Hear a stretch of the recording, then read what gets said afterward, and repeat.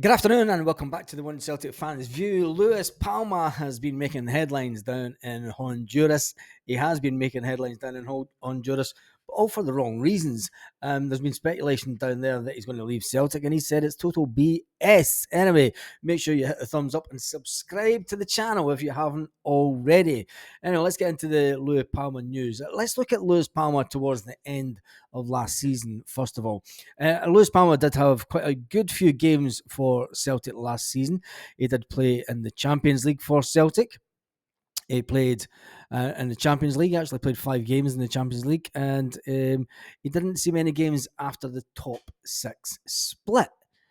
But what Celtic kept secret was the fact that he had a muscle injury. He did have a muscle injury for the game against St Johnstone at home, and then Livingston away, and Rangers also the Rangers game, and St Mirren. He came back for that one, the last game of the season. But 3 games he did have a muscle injury.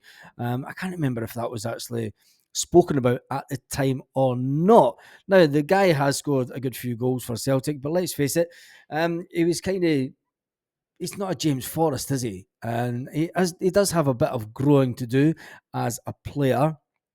But Louis Palma has denied Celtic transfer exit, and he remains defiant about the future at Celtic, which is good to hear. Palma did say, he says, it's the first time I've heard that one. He said, I've no idea where that came from. I've only been at Celtic for 1 year. He says, I've got 4 years left on my contract. I'm now focusing on the new season and getting back to the level I was when I first arrived. It won't take much to get me back there, says Louis Palma. He says, the pre-season will be important for me because I want us to become champions again. I want to work hard to ensure that this happens. This week, pre-season begins, well, next week. The Celtic players are back next week, back on Thursday. The first ones come back on a Thursday, Friday to get their fitness test done, and then it all kicks off on the Monday again. Basically, pre-season gets back full time. The way that the Celtic has done it is they always stagger the comeback over a sort of Thursday, Friday to get the players' fitness tests done, to see where they are fitness level wise, and they then check the stats from the beginning of last season. They'll look at the stats at how fit the players were at the end of the season, and then that gives them the benchmark of where they start this season, obviously, because they want to make sure that the players are as fit as possible. And the way that Brendan Rodgers likes to run the team also, and it pretty much carries on for the way that Ange Postecoglou run the team also. He wants to make sure that you hit the peak of your fitness towards the last quarter of the season, the business end of the season. You remember the manager said that this is the time that Celtic come alive, both on the pitch and off the pitch. But Louis Palma says, he does go on to say, look, I want to see us become champions again. He gets an extra few days off as he was playing with the national team. He wants to ensure that Celtic become champions again. And that's basically it. He was asked, I think it was just a cheeky reporter, basically asking the question, are you going to be leaving Celtic anytime soon? As you kind of get reporters doing. The first game for Celtic is at Scott Brown's team, Ayr United, at Somerset Park on the 5th of July, which would be a fantastic day for all involved, and there's a fantastic turnout. Scott Brown asked the Celtic fans to turn out in numbers, and they've sold that game out completely. And Scott Brown said it will give us some fantastic funds going into the season ahead. Anyway, there's going to be a lot of headlines kicking around about the Lewis Palma situation. Lewis Palma and Adam Ida. The Adam Ida one seems to be dragging right out. We spoke about it in this morning's video, and I think it's the case that, we're going to have to wait and see if we can get him. What will be, as they say. And I just hope that Celtic have an equally good backup transfer policy, let's say, to be honest. Anyway, it is summer season, and it's silly season as far as the press is going.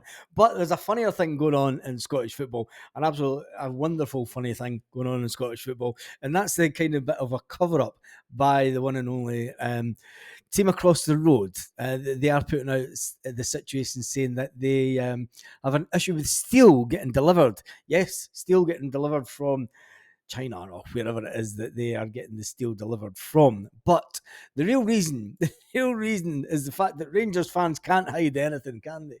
They've got to be talking about it, and they've got to leak information as much as possible to the delights of everyone else in Scottish football. And this is the funny bit.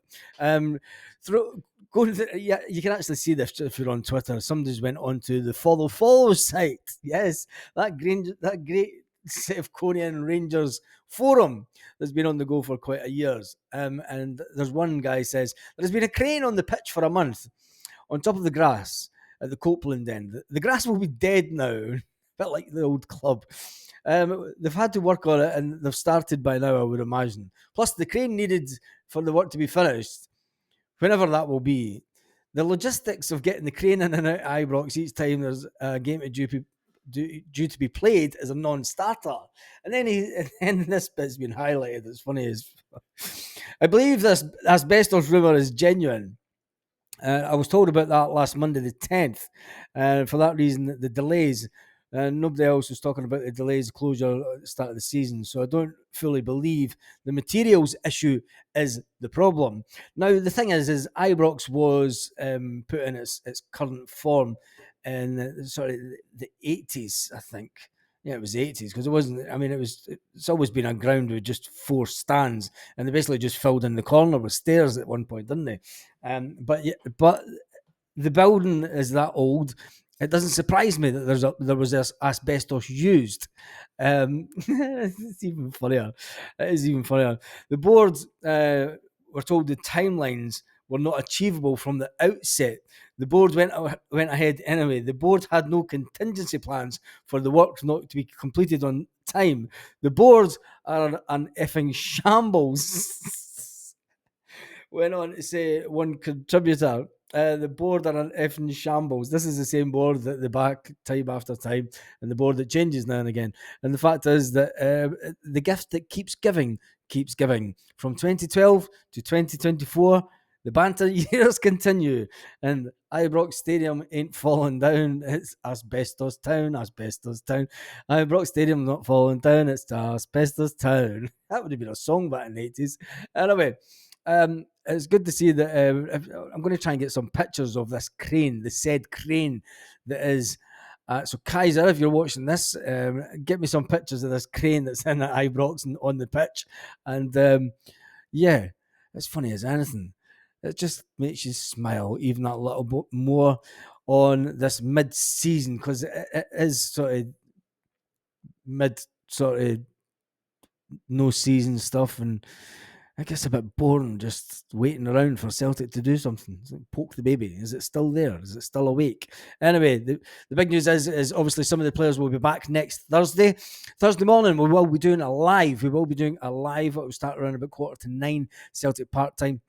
They will then release it at 9 o'clock at the same time as the SPFL and the Scottish FA. They will all release the league standings, the teams that will play in the first game, and it'll be interesting to see who it is that will play for the Flag Day. It'll be interesting to see. Celtic will get the first home game of the season when it comes to Glasgow derbies because they had it last season, and that always gets switched around that way. So Celtic, it'll be interesting to see when we do play them. It'll probably be in September. I would suggest they try to get it in a little bit early each year. So it will be September, and then there'll be the one in December. So with that being said, it's going to be exciting to see the fixtures when they do come out, and then people can start planning their away days and their home games. Because let's face it, there's a lot of people come to Scotland for the home games for far and wide. Lots of buses spend overnights coming up from Ireland, and a lot of buses from down south in England also.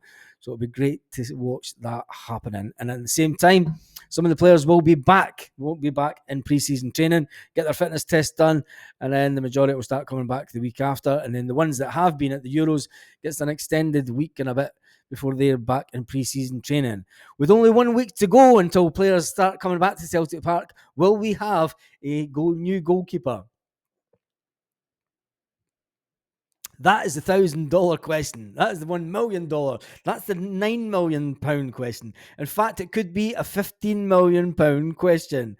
Will Celtic have a brand new goalkeeper for the first day of training. Because if we don't, I tell you one thing, the fans aren't going to be happy.